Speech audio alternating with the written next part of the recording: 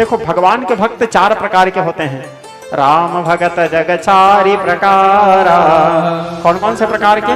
ज्ञानी, जिज्ञासु, आर्त और अर्थार्थी। ज्ञानी भक्त किसे कह सकते हैं? जैसे भगवान शंकर। उदाहरण, वैसे भगवान शंकर को ज्ञानी नहीं भी बोल सकते। भगवान शंकर ज्ञानी नहीं है, वो ज्ञान को पैदा करते हैं, वहां से ज्ञान का जन्म होता है। महर्षि वेदव्यास जी, वशिष्ठ जी, वाल्मीकि जी, ये भगवान की ज्ञानी। सुखदेव परमहंस ज्ञानी।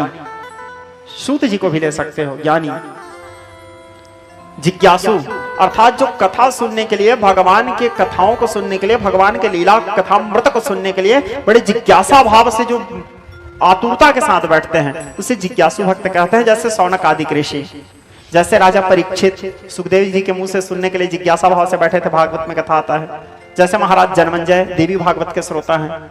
जैसे आप लोग अपने आप को भी ले सकते हो, जैसे आप लोग जिज्ञासा से बैठे हो कि अब गुरु जी क्या बोलने वाले हैं। जिज्ञासु यानी जिज्ञासु। आर्त जो करुण क्रंदन करते हुए, आर्तनाद करते हुए भगवान का पुकार करते हैं, उसे कहते हैं आर्त भक्त। आर्त भक्त कौन है? जैसे कि द्रौपदी, जब द्रौपदी के वस्त्राहरण हो रहा था तो भगवान के जब आर्तनाद की पुकार की, गोविंद द्वारिकावासे कृष्ण गोपी जनप्रिय, और द्रौपदी के पुकार पर भगवान निज लोकम प्रत्यज्य भगवान भक्तवत्सल वनमाले घनश्याम पीतवासो मनोहरा। द्रौपदी के पुकार पर भगवान अपने धाम त्याग करके दौड़ाए, तो द्रौपदी आर्त भक्त। दूसरा आर्त भक्त गजेंद्र। भागवत महापुराण 8वां स्कंद में आप लोग कथा सुनते होंगे, गजेंद्र की कथा।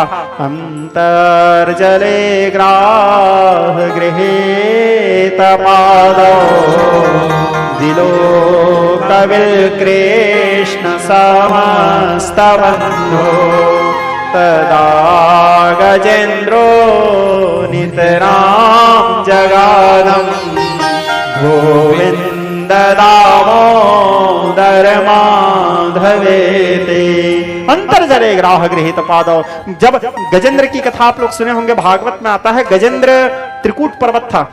त्रिकूट पर्वत में बहुत एक हाथी था, चारों ओर पर्वत से घिरा हुआ था, बीच में एक सरोवर था, उस सरोवर में एक हाथी था, उस हाथी का नाम था गजेंद्र। उस हाथी के बहुत सारे परिवार थे, बहुत से पुत्र पत्नी थे, और हाथी ऐसे भी मदान्ध होता है, तो हाथी अपने पूरे परिवार को लेकर के उस त्रिकूट पर्वत के सरोवर में स्नान करने के लिए गए। अपने सुंड में जल भर भर करके पूरे परिवार को स्नान करा रहे थे और सुंदर आनंद ले रहे थे, विनोद कर रहे थे, एंजॉय कर रहा था, ठीक है, पूरे परिवार के साथ में। अचानक उस सरोवर में एक मगर था, वो मगर आकर के गजेंद्र के पैर को पकड़ा और पैर को पकड़ के खींचने लगा। जब खींचने लगा तो हाथी सोचता है इतना छोटा मगर, मैं इतना बड़ा हाथी, अब हाथी का शरीर ज्यादा बड़ा होता है, एक पैर दबाऊंगा दब के मर जाएगा, ऐसे सोचता रह गया। लेकिन बात यथार्थ क्या होता है श्रोता समाज, जलचर का ताकत जल में ज्यादा होता है और थलचर का ताकत थल में ज्यादा होता है, ठीक है।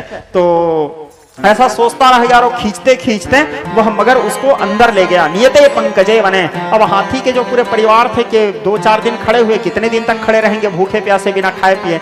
इन दोनों का लड़ाई चली रहा था, सब लोग छोड़ छोड़ के जाने लगे। अब कोई बचाने के लिए दूसरा वहां जाता भी नहीं था। क्यों नहीं जाता था? जो जाएगा वो मर जाएगा, और मौत का डर किसको नहीं होता, उसके चक्कर में कोई और क्यों मरेंगे। सब छोड़ छोड़ के जब भाग गए तब हाथी सोचता है, आहा, इन परिवार वालों के लिए मैंने क्या नहीं किया, इस पत्नी के लिए, इस पुत्र के लिए, इस पुत्री के लिए, इन परिजनों के लिए, लेकिन आज जब समय आया तो सब साथ छोड़ दिए।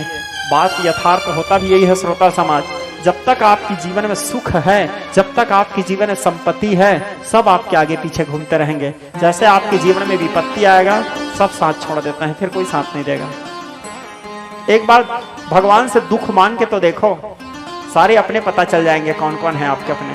एक बार आपके जीवन में कसौटी आ जाए, एक बार आपके जीवन में संघर्ष आ जाएगा, सब आप। अभी प्रत्यक्ष उदाहरण है, कोरोना आया था बीच में, जानते हो आप लोग हैं? खुद के पत्नी को कोरोना हो जाने से वो पति नहीं छूता था उसको, वो बाहर बाहर जला दो उसको बोलते थे, हैं?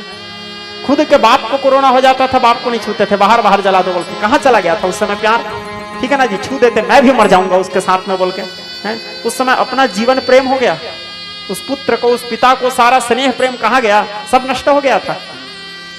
ये है स्वार्थ। इसीलिए तुलसीदास जी रामचरितमानस में लिखे, स्वार्थ लागे करहि सब प्रीति, सुर नर नाग सबहि के रीति, जब आपके ऊपर विपत्ति आएगा सब साथ छोड़ देते हैं। श्रोता समाज, एक बड़ा सुंदर एक पुराना गीत है क्या,